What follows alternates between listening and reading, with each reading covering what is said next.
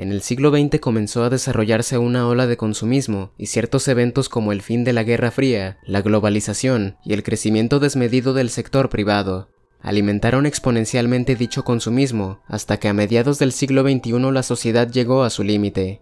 El mundo entero estaba en bancarrota económica, social, humanitaria y moral. Los disturbios, guerras civiles y plagas eran solo un preámbulo para lo que sería la última gran guerra.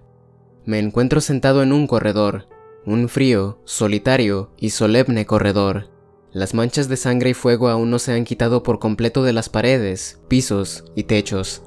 Estoy esperando lo que seguramente sea una rápida y contundente sentencia de muerte debido a mis actos durante la guerra. Pienso que si el bando para el que yo trabajaba hubiera ganado, entonces los hombres que hoy se encargarán de juzgarme estarían en mi posición. Sin embargo, la empatía es un argumento al que sé que no puedo apelar en mi posición. Mi ansiedad solo es mitigada por mi constante juego con las manos, con el fin de que los huesos de mis dedos truenen. Eso, y leer una y otra vez el último ensayo en el que estaba trabajando antes de ser capturado. El terror en su forma fundamental puede llegar a ser el tipo de terror más agresivo, pues de él emergen todas las demás formas del terror, todas las fobias y miedos sencillos. Para explicar el terror en su estado fundamental establezco 3 factores, los cuales son: la tanatofobia.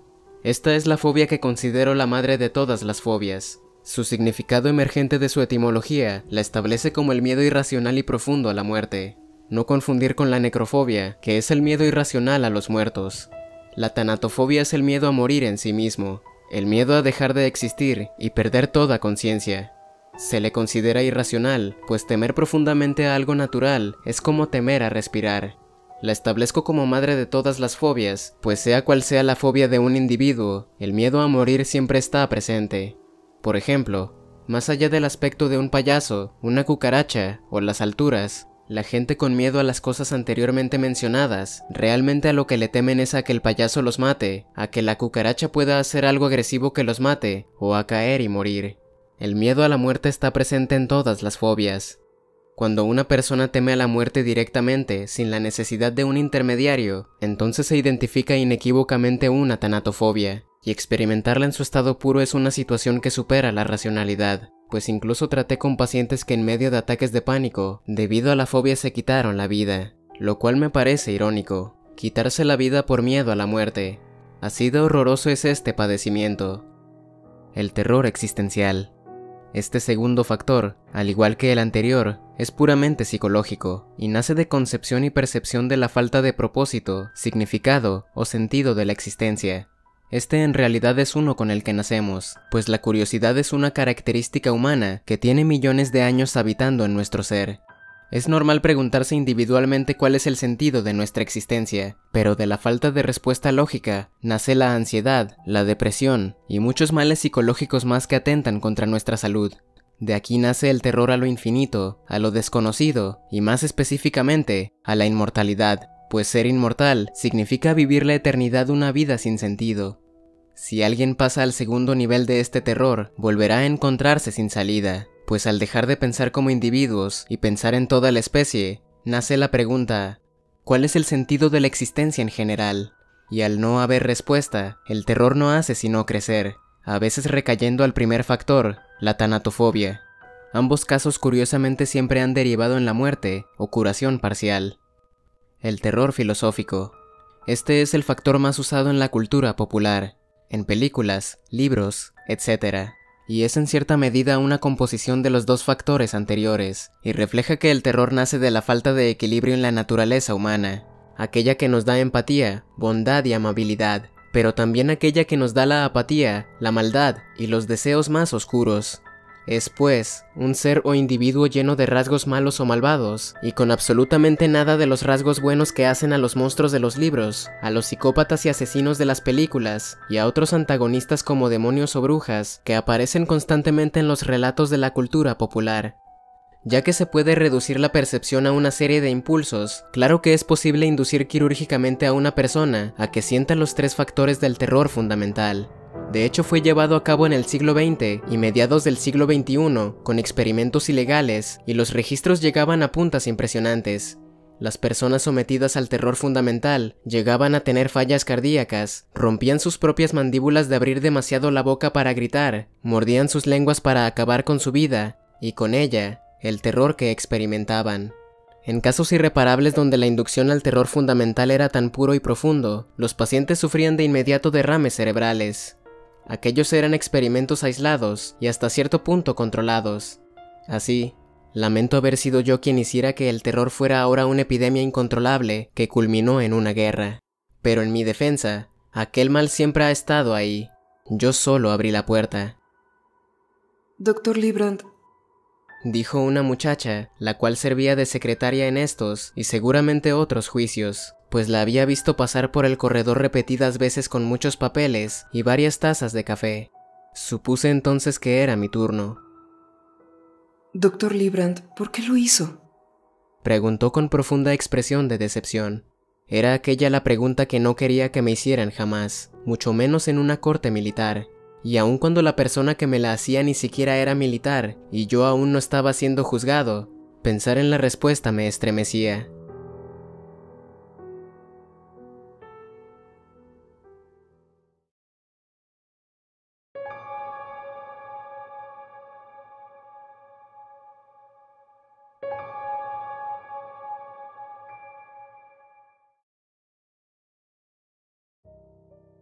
Dr. Librand, ¿por qué lo hizo?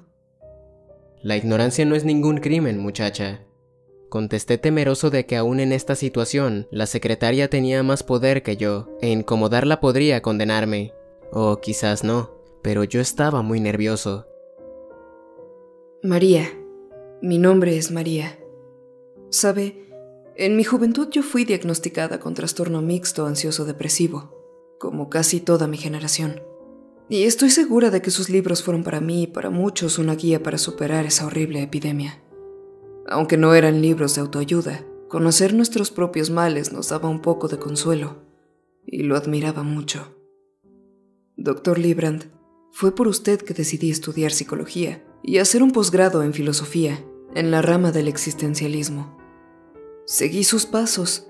Usted ayudó a toda una generación, pero estoy segura de que sabe bien el daño que causa un ídolo caído. Terminó María, agachando la cabeza. Si estudiaste psicología, entonces sabes también el daño que causa idealizar a alguien. Contesté fríamente, pero la decepción de aquella niña conmigo me causó instantáneamente una profunda autodecepción. Aunque yo no lo hubiera idealizado a usted, sus libros y artículos expresaban mucho de lo que usted era y, al final, sus acciones se contradijeron con todo lo que escribió. De igual modo, la decepción habría surgido. Contestó hábilmente la joven, mirándome con desdén, pero continuó con la cabeza agachada. Así que, si todavía queda un poco de aquel brillante Dr. Ben Librand, quiero saberlo. Por eso le pregunto, ¿por qué lo hizo? ¿No te parece egoísta buscar respuestas en un condenado a muerte para tu propio consuelo? Pregunté cínicamente. Así es, siempre he tenido una habilidad para ponerme la soga al cuello yo solito. María me miró con una expresión total de enfado y sus ojos se hacían cristalinos. Me arrepentí de inmediato. Le pedí disculpas y me justifiqué detrás de mis nervios. Después de todo, tanto ella como yo teníamos tantos sentimientos encontrados en tan diferentes situaciones, pero ambos arrastrados por la humilde condición humana. Ella no era más que una mujer, y yo nada más que un hombre, con todo lo que ello implica.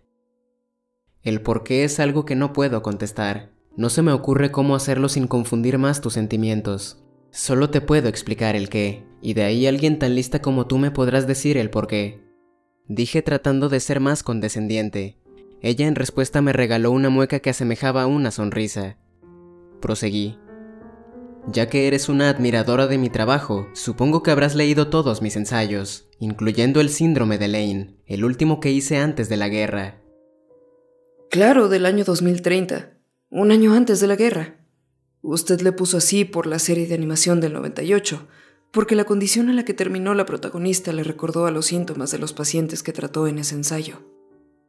Así es, dije entusiasmado y sin poder evitar sonreír. Por un momento me sentí en los viejos tiempos, cuando daba clases.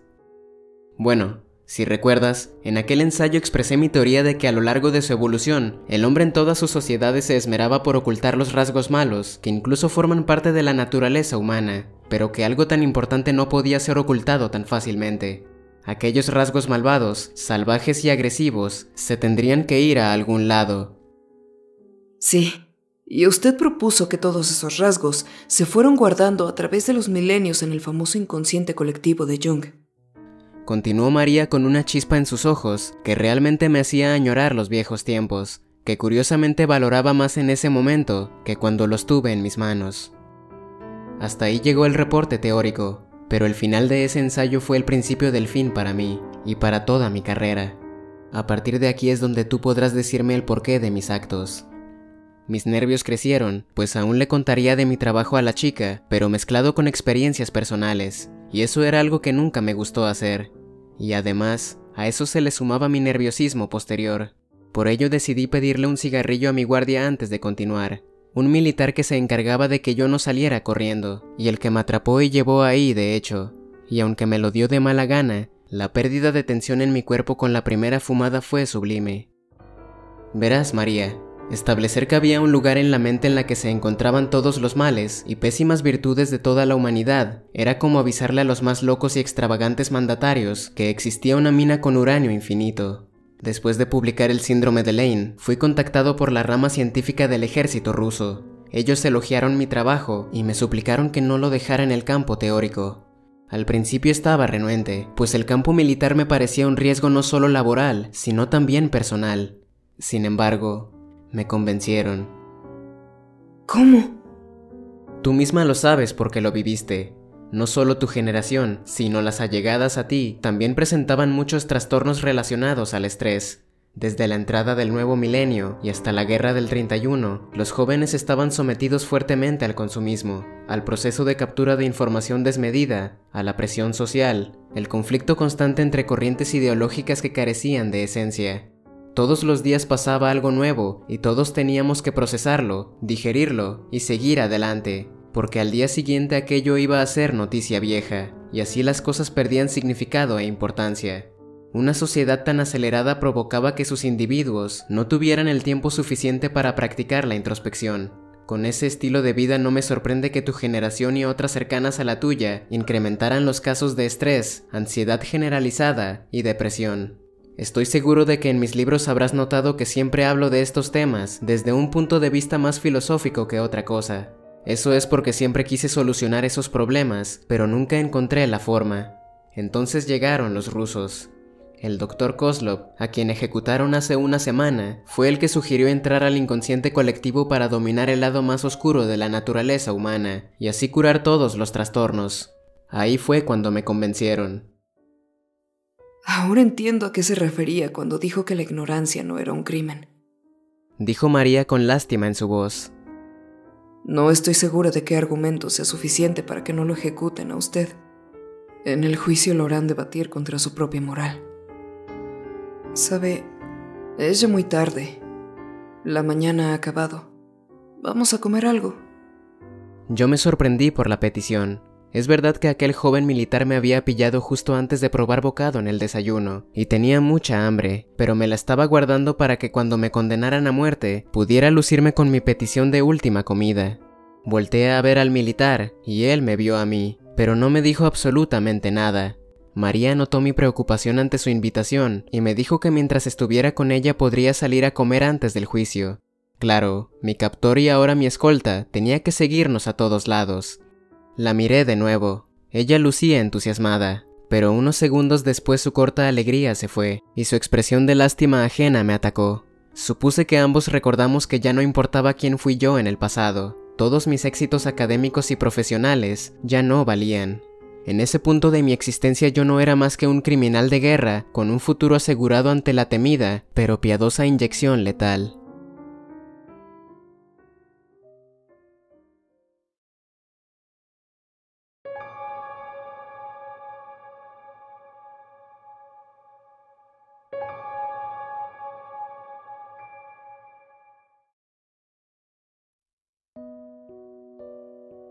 María, el militar quien ahora sabía que se llamaba Steve porque lo decía en su placa, y yo, Llegamos a un café que quedaba dentro del destruido edificio. El sitio estaba semidestruido y la mesa en la que tomamos asiento aún tenía una mancha seca de sangre, seguramente de una de las tantas víctimas de la guerra que yo había causado. La mesera trató de ocultar el asunto diciendo que aquello no era sangre y que era clericot seco que un cliente había derramado hace mucho tiempo. Yo pedí un café y unas magdalenas, al igual que María. Intenté invitarle algo a Steve, pero era renuente y frío conmigo. Por el contrario, cuando María le ofreció la invitación, Steve ordenó inmediatamente. De inmediato continué con mi charla. ¿Sabes? Al principio el trabajo teórico que hoy se conoce como el síndrome de Lane no se llamaba así. Yo le había puesto materialización del mal inconsciente, trastorno de estrés ansioso depresivo. Fue Kozlov quien con la parte experimental del estudio le cambió el nombre. Eso no lo sabía, contestó María.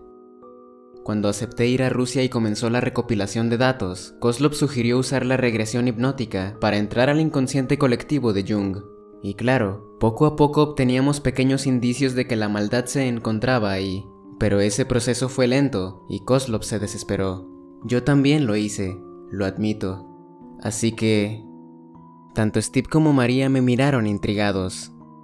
Así que contactamos ahí mismo dentro de la rama militar científica con un prodigioso equipo de programadores que trabajaban en el desarrollo de una inteligencia artificial pura.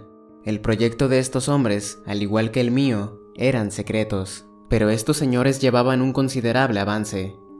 Me interrumpí porque la mesera había llegado con la orden. ¿En qué me quedé?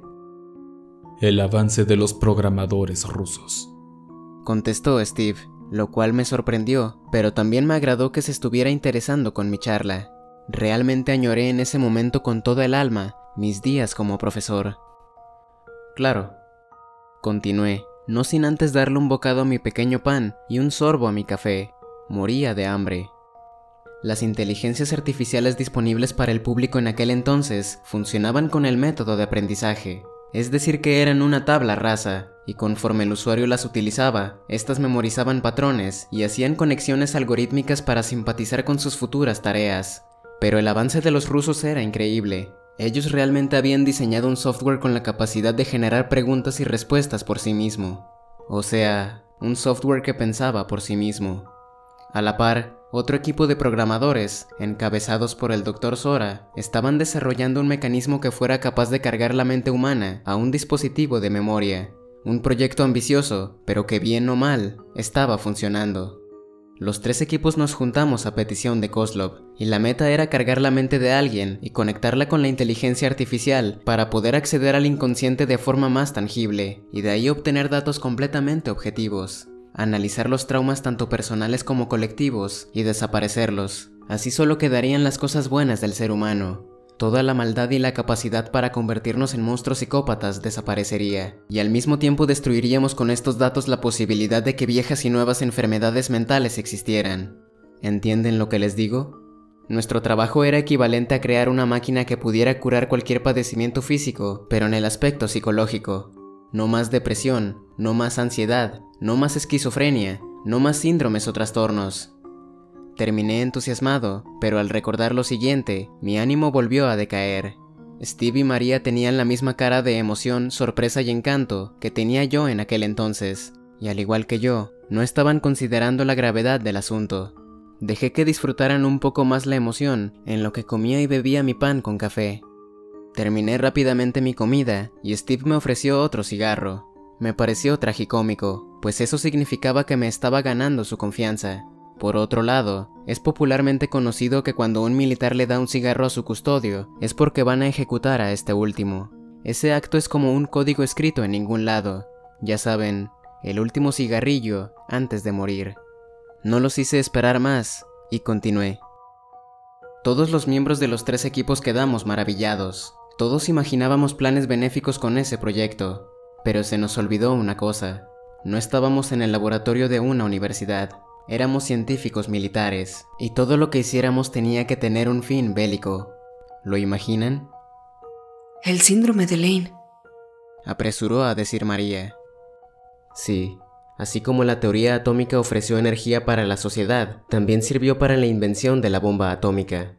Así mi teoría daba sus frutos dulces, como la eliminación de padecimientos mentales, pero también dio el fruto más amargo, el cual, irónicamente, fue el trastorno mental más letal y peligroso que ha existido.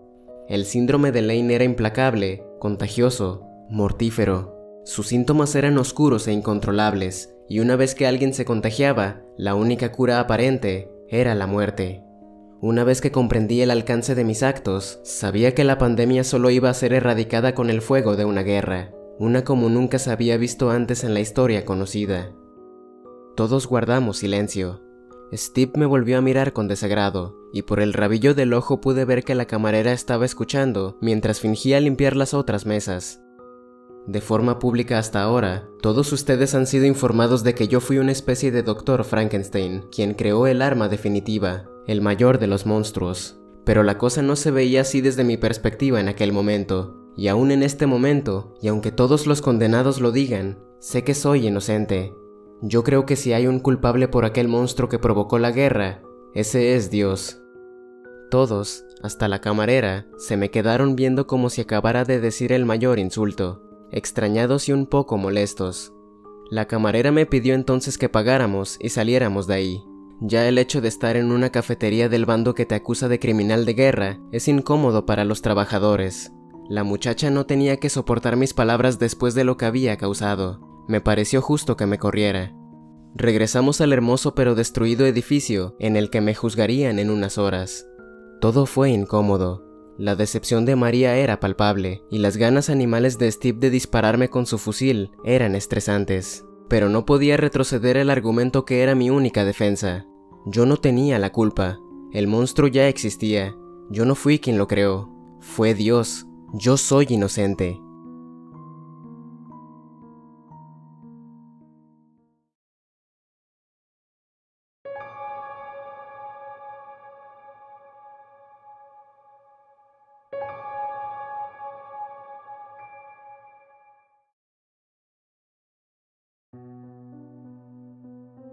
Regresamos ante la gran puerta de madera que contenía el improvisado juzgado militar, y por unos minutos el silencio reinó.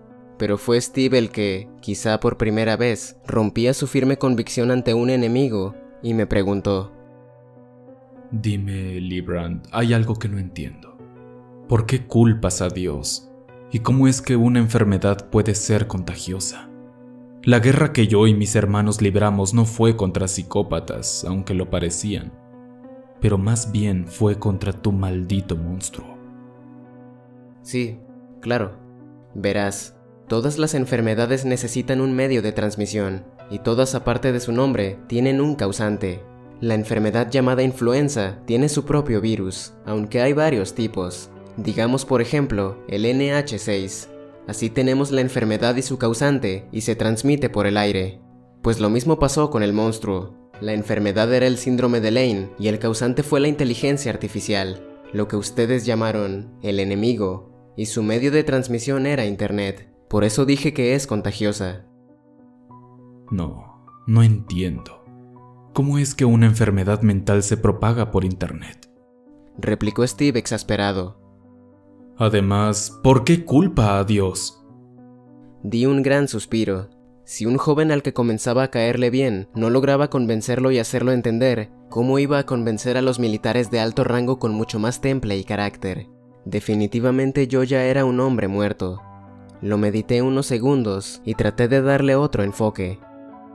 Mira, todos creen que estar saludable significa estar bien físicamente, pero el ser humano no es únicamente un ser físico. También tiene emociones y pensamientos, y también se relaciona con otros seres.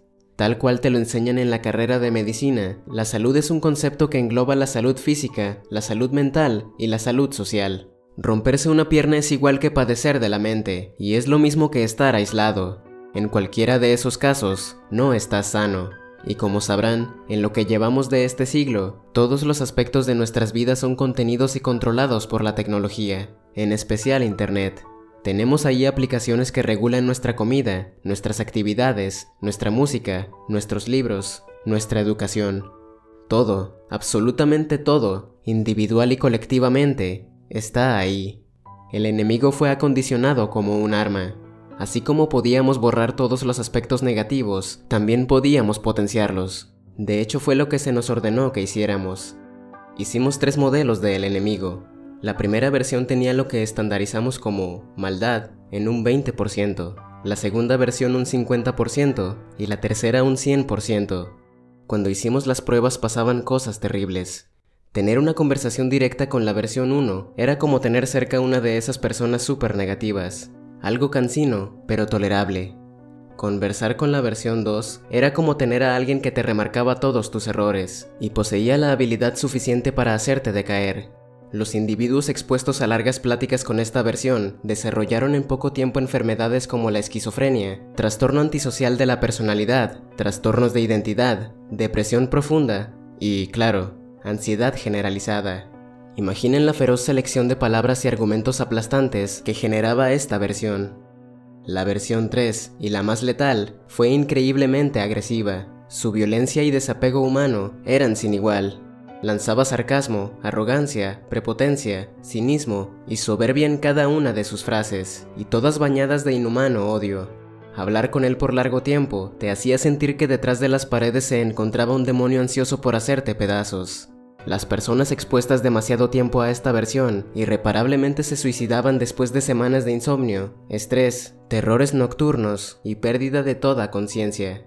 Al final de sus días, las personas eran incapaces de hablar coherentemente. No podían hacer ninguna de sus necesidades básicas solos y de la nada sufrían ataques de pánico incontrolables. Inevitablemente en alguno de aquellos arranques de pavor, se suicidaban.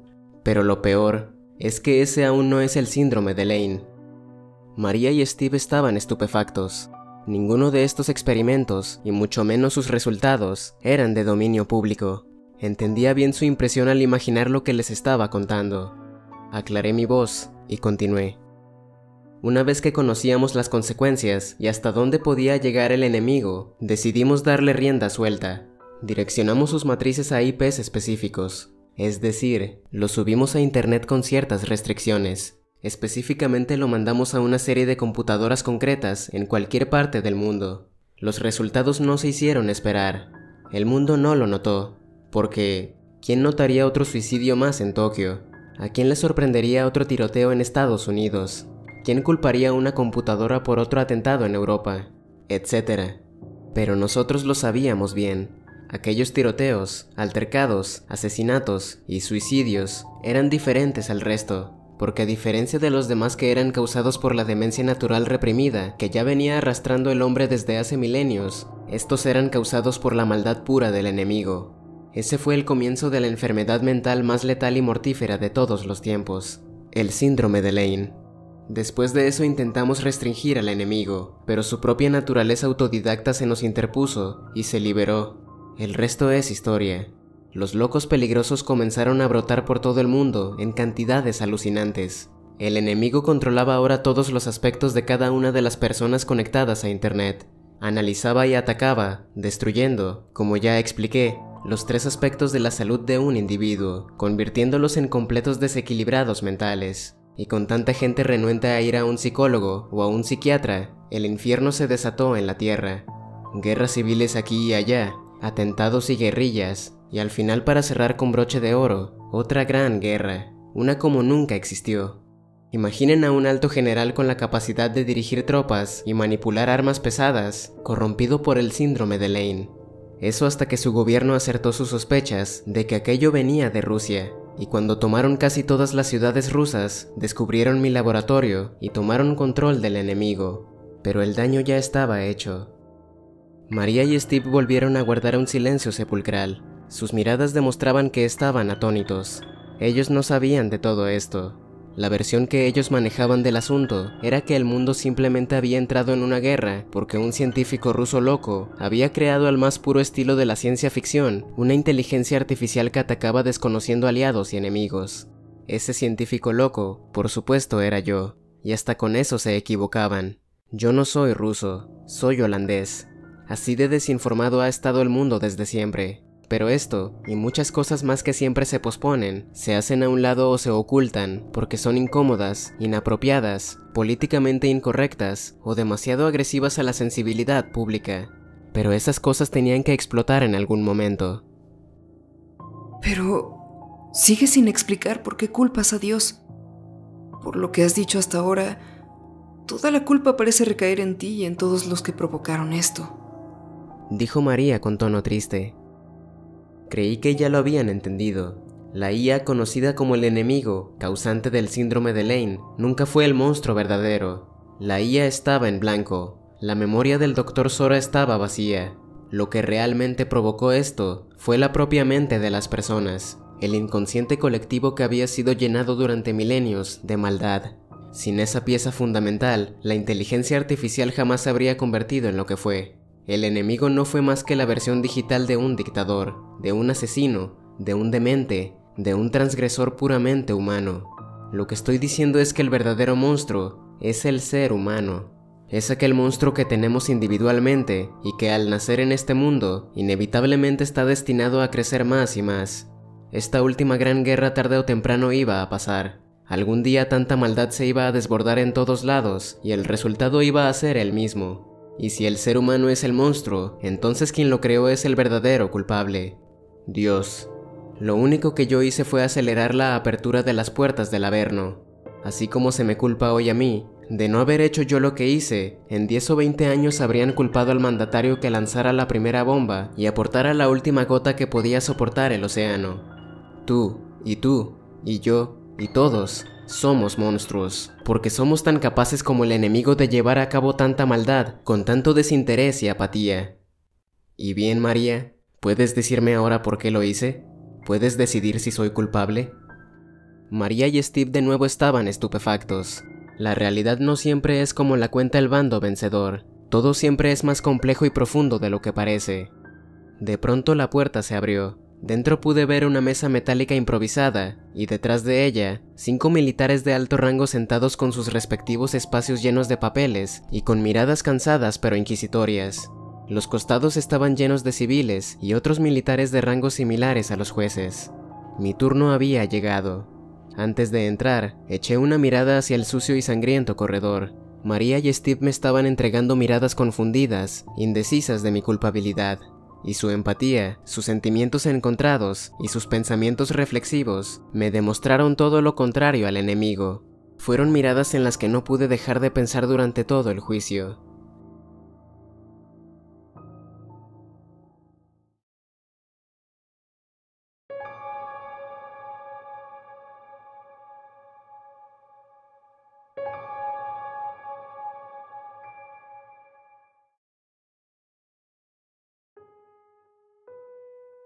El juicio duró horas. Todos ahí estábamos ya muy cansados.